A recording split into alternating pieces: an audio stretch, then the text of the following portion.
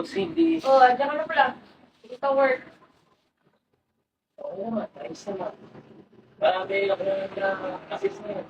Kaso, regular na daw ako. Ayos ba? Talaga ba? Oo.